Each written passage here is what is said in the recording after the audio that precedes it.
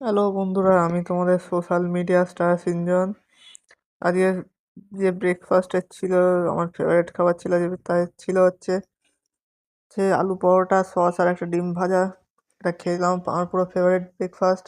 আলু পরোটা সস আমার হেভি লাগে, মাখন দিয়ে গায়ে আরও টেস্ট বেশি লাগে। এবার খেয়ে একটু দোকানে গিয়ে বসলাম, দেখতে পাচ্ছ দোকানে গিয়ে বসেছিলাম একটু। দোকানে আজকে প্রায় 3টে বেজে গেছিলো। তারপর বাড়ি এসে একটু ভাত খেয়ে নিলাম।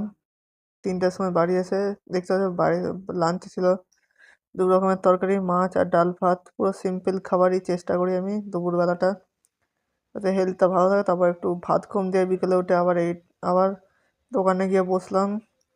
দোকানে দোকান 9টা অবধি চালিয়ে তারপর বাড়ি আসলাম। বাড়ি এসে একটু এডিটিং করতে বসে পড়লাম, দেখতে পাচ্ছ আমি এখন এডিটিং করছি।